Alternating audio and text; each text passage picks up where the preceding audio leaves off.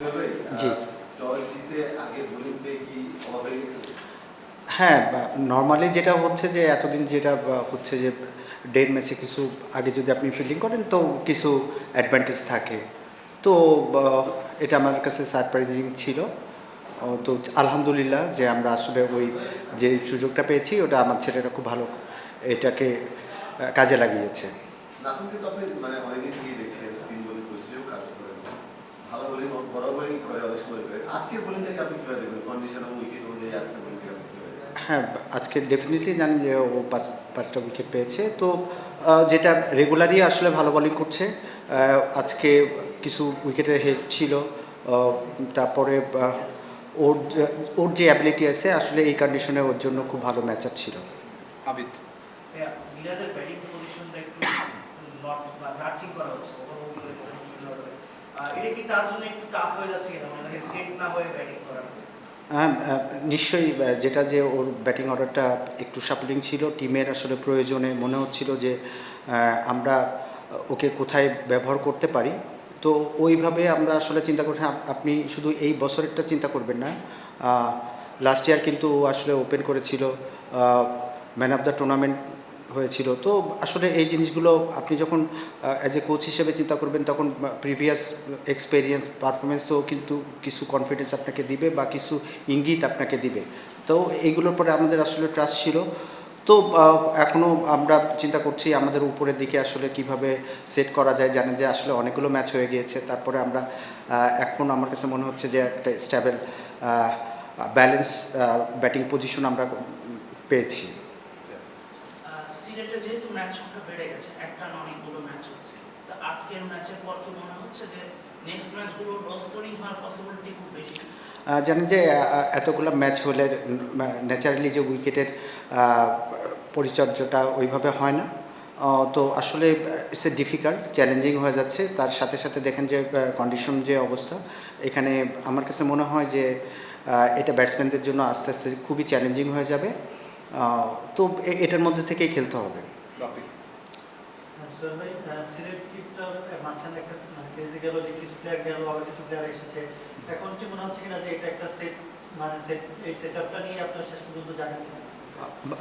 এখনও স্টিল আপনারা জানেন যে আফগানিস্তানের সিরিজ আছে, এ চলে যাবে, ও আসবে পাকিস্তান থেকে। তো এটা আসলে আমরা আগে থেকে জানি। এখন যদি আমি বলি যে এরকম হয়ে যাচ্ছে চলে যাবে না কেন কেন আমরা এগুলো আগে থেকে জানি। তো ওইভাবে আমরা আসলে করার চেষ্টা করছি যে কে চলে যাবে, ওর রিপ্লেস কে হবে। কিন্তু এটার মানে ইটস এ ডিফিকাল্ট, খুবই চ্যালেঞ্জিং। জানেন যে অনেকগুলো টি-20 সিরিজ একসাথে হচ্ছে। তো ওইটার মধ্যেই আসলে আমাদের করতে হবে। আপনি আপনি আপনি বিপিএল এর এক মাঠে অনেকগুলো ম্যাচ হচ্ছে, বিশেষ করে সেম উইকেটে বলা হচ্ছিল টি-20 বিশ্বকাপের আগে প্রস্তুতি হিসেবে আসলে বিপিএলটা দেখা হবে। তো ব্যাটারদের জন্য কিংবা বোলারদের জন্য এই মানে বিশ্বকাপের প্রস্তুতিতে কিছুটা ব্যাঘাত ঘটছে কিনা? আসলে আমি এখনই বলতে পারছি না যে পাকিস্তানে কি ইন্ডিয়াতে বা শ্রীলঙ্কাতে কী ধরনের উইকেট আমরা পাবো। তো নর্মালি আপনি যদি পারফর্ম করেন যে কোনো চ্যালেঞ্জ, একটা আপনি শুধু ফিজিক্যালি চিন্তা করবেন না, স্কিল ওয়াইজ চিন্তা করবেন না যে ব্যাটে বলে লাগছে আমি অনেক কনফিডেন্ট। আপনি যদি ক্রাঞ্চ মুভমেন্ট বা ওরকম টাফ সিচুয়েশনের মধ্যেও আপনি যদি আসলে নিজেকে প্রুভ করতে পারেন, আপনি স্কিল যদি শো করতে পারেন, ওইখানেও কিন্তু আসলে অনেক আসলে আপনার কোয়ালিটিটা আপনি আসলে শো করতে পারছেন। আপনি মেন্টালি অনেক স্ট্রং হবেন। তো এইসব জিনিস তো আসলে ইমপ্রুভ করছে। একটা শুধু স্কিল ওয়াইজ আমরা চিন্তা করে তো আপনার ক্রিকেট আমরা বলি যে মেন্টাল গেম, এখানেও তো আসলে এখানেও প্র্যাকটিসটাও তো দরকার। এখানে এটা আসলে বেশ চ্যালেঞ্জিং থাকবে। হ্যাঁ, আমি তো ফিল্ডিং সেক্টর নিয়ে জানতে চাচ্ছিলাম। হ্যারি ব্রুকস প্রথম দিকে অনেক ভালো ফিল্ডিং করেছে, আজকে একটা ক্যাচ ধরেছে এবং বেশ কিছু রান আউটও আজকে হয়েছে। ফিল্ডিং সেক্টর নিয়ে আপনি স্যাটিসফাইড কিনা? হ্যাঁ, ন্যাচারালি আজকে যে ছেলেরা যে ধরনের অ্যাপ্রোচ নিয়ে মাঠে আসছিল এবং প্রথম থেকেই তাদের মধ্যে ওই ইয়েটা কাজ করছিল। কেন আপনারা জানেন যে আমরা ব্যাক টু ব্যাক দুটো ম্যাচ হেরেছি। তো আজকে আমাদের জেতাটা খুবই ইম্পর্ট্যান্ট ছিল। তো ছেলেরা আসলে মাঠের মধ্যে ওই ধরনের ইনভলভমেন্টস বা বডি ল্যাঙ্গুয়েজ আসলে অ্যাটিটিউড ছিল। সোহেল ভাই, ইমন তো চারে ব্যাট করেছিল আজকে আবার ওপেনিং এ তুলে আনা হলো। এটা কি আপনাদেরই চাওয়া নাকি বাংলাদেশ টিম ম্যানেজমেন্টকে আজকে ওপেনিং এ বাজিয়ে দেখা? না, আসলে কোনো ইনফরমেশনই ছিল না। আমি যখন চারে ব্যাটিং করেছি তখনও আসলে ওই ইনফরমেশন আমাকে দেওয়া হয় নাই বা এখন ও ওপেনিংয়ে নামছে এটাও আসলে টিম তখন মনে হয়েছিল যে আমার কাছে ইমনকে চারে খেলাইলে কেন আপনারা জানেন যে মঈন আলী আসছেন, তো আমার জন্য মনে হচ্ছে যে মিডল অর্ডারে আমার এখন যে ফরেন প্লেয়ার আছে এটা বেশ ভালো, কেন ওমর জায় আছে, নিচে হ্যারি আছে, ব্রুকস আছে, ইথান ব্রুকস আছে। তো আমার কাছে মনে হচ্ছে যে ইমনের জায়গায় এখন আমরা যদি ইউজ করি তাহলে আমার কাছে ভালো হবে, কেন ও এখন ভালো ফর্মে আছে, ও যত বেশি খেলবে আমাদের জন্য তত বেশি লাভ।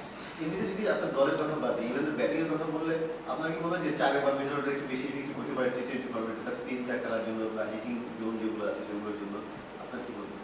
জি, বুঝি নাই আবার। আপনার দলের কথা বাদ দিলে ইমনের ব্যাটিং এর কথা চিন্তা করলে তার জন্য কি টি20 ফরম্যাটে 4 নাম্বার বা মিডল অর্ডারের জায়গাটা বেশি উপযোগী কিনা মানে তার ব্যাটিং? হ্যাঁ, আসলে আমার কাছে মনে হয় যে আমরা লাকি যে এমন একটা ব্যাটসম্যান যে নর্মালি ওপেনাররা যেটা হয় যে পাওয়ার প্লেটা সার্কেলটা ইউজ করে, তারপরে যখন খেলাটা বড় হয়ে যায়, ওপেন হয়ে যায়, তখন দেখা যায় যে ওই প্যাটার্নে ব্যাটিং করলে অনেকে সাকসেস হয় না, কেন ওই সময় স্ট্রাইক রোড করতে হয়, খেলাটা ক্যালকুলেটিভ রিস্ক নিতে হয়, খেলাটার প্যাটার্নটা আসলে আলাদা হয়ে যায়। তো ইমনের সে প্রুভ করেছে যে আসলে সে পাওয়ার প্লেতেও খেলতে পারে এবং পাওয়ার প্লের পরেও আসলে খেলাটা ডিপে নিয়ে যাওয়ার মতন খেলতে গেলে, কেন ওই সময় খেলতে গেলে যে স্ট্রাইক রেটে খেলা উচিত বা যেভাবে খেলা উচিত, ওর মধ্যে কিন্তু এই জিনিসটা আমরা এবার দেখতে পেয়েছি। ওকে, থ্যাংক ইউ।